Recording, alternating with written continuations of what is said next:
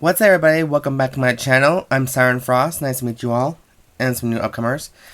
Today I'm gonna be doing my a deck profile update featuring my Melodious deck. There's been a lot of things I've been changing about it for a little while now. We're just gotta find the right recipe for it, right?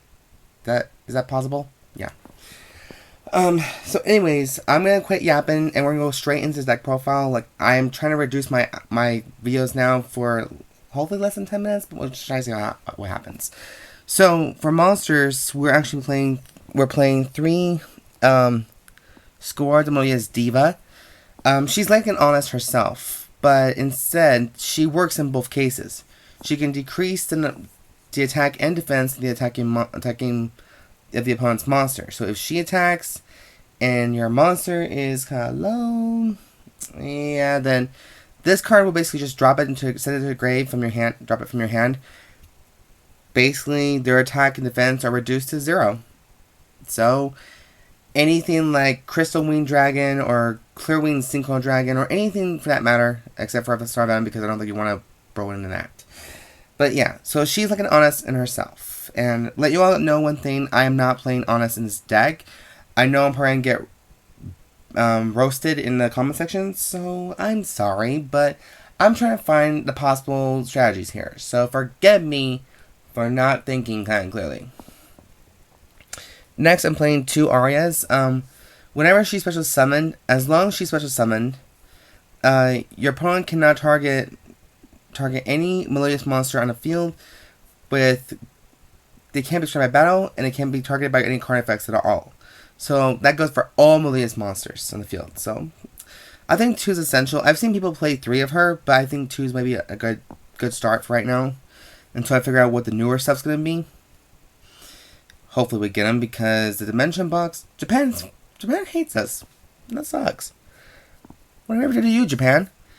So I'm playing 3 Sopranos of the Melodious Songstress. She's basically your fusion card. She lets you fusion summon without the polymerization.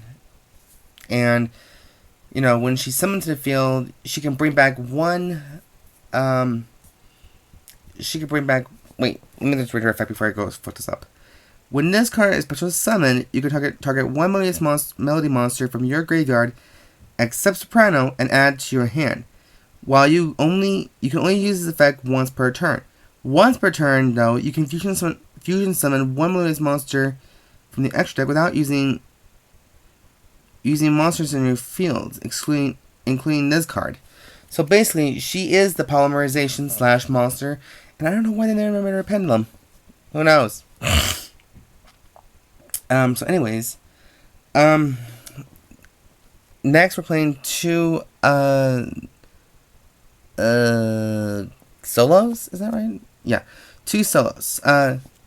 Whenever she's sent from the field to the graveyard as a result of battle, you can special one melody monster from your deck.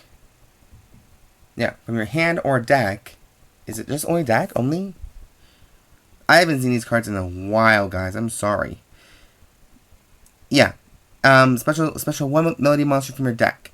Also, if your opponent controls monsters and if you don't control none, you can actually special her in face-up attack or defense mode. So that's probably a good thing to have.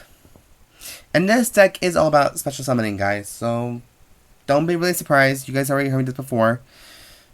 Next, we're playing three Sonatas, just because if you have no monsters on your side of the field, or if you control a melody monster on your side of the field, you can actually special summon her from your hand. And then when she's special summoned, all fairy type monsters you control gain 500 attacks. So that goes for Prima, and that goes for Shopina. You know, that goes for anything that you want to use. It's all okay. Next, we're using 2 TamTams. When she's special summoned, you can add 1 polymerization from your deck to your hand. And if this card so happens to be used as a fusion material monster, the downside is your monster will lose 500 attack. But as a bonus, your opponent loses 500 life points. So if you use 2 TamTams, or you can change one of the TamTams into a Shopina look like with fusion attack, you're basically, your monster going to lose 1,000 attack, but your opponent is going to lose 1,000 life points. So, I don't know what kind of strategy you can pull that one out of your butt, so there it is. Next, we're playing 2 Shopinas. She lets you add 1 fairy type monster from your graveyard back to your hand. Only once per turn, sadly. Oh, yes. And then 2 Mozartas. She's basically your ace monster in the decks. Once per turn, you can special summon 1 fairy type monster from your hand. Is it from your hand or deck? Hold up. Yeah, from your hand. Okay. You cannot special summon monsters on the turn you activate this effect, except for light type monsters. So you can special summon as many more as much light monsters you want, because this deck's consistent of heavy light monsters. The downside is no other monsters can suffice. Well, that's bull. But yeah, so that is the monster lineup right there. It's just my own little variant. I'm pretty sure there's gonna probably be more support from melodies and lunelights, like I said in my last video. So we'll just see what happens. Now for spells, I'm playing 2 first movement solos. I think 3 is maybe a wee bit much, just cause sure your opponent can make some room for this to work, but most of the time when you have Bloom on the field or Aria on the field, you can basically don't really need it, but it's just there, just as a tool. If you have no monsters on your side of the field, you can special summon 1 melody monster from your hand or your deck. From your hand or deck. You can only use the effect of solo once per turn. You cannot special summon monsters except melody monsters. So, that's true. Okay, and then next we're playing 2 Fortissimos. This is like a Polymerization card, but as an added bonus, as a continuous spell, you can select 1 melody monster you control, and it gains 800 attack into your next standby phase, which is pretty good. Also, you can ditch this card, send it to the grave, along with the 2 monsters on your side of the field to fusion summon. So it is like a continuous polymerization, which is freaking awesome as hell. Next, we're playing 2 Flash Fusions. This lets you, again, another polymerization card. Again, this is also optional. Like, you can also activate this during your opponent's turn, and you can fusion summon like crazy. And so if you have Bloom on the field, it's just right there. It's pretty awesome right there. But at the end phase, sadly, it's destroyed. Unless you can hurry and use the fuses, though. Next, for more powerful fusion, we're playing 3 polymerizations. Just for more fusion. 1 instant fusion, just to bring out into the Norden. And 2 fusion gates, just to copy the name of the fusion monster you're using in the extra deck, and then becomes the monster on the field becomes that monster. So it's good. Although very unusable at the end. Next, we're playing 2 Twin Twisters, just for extra blow up, and Raigeki. So this is like maybe nothing too shocking for you guys. You've probably already seen this kind of build before, or you guys just don't think Flash Fusion has never been used before. But it's just an optional card. Just why the hell not, right? Now for traps, we're playing 2 Melody Illusions. You can select 1 melody monster on your side of the field, and it can attack twice in the same turn it's summoned. So there is a combo to this. I will tell you guys the minute we get to the monster.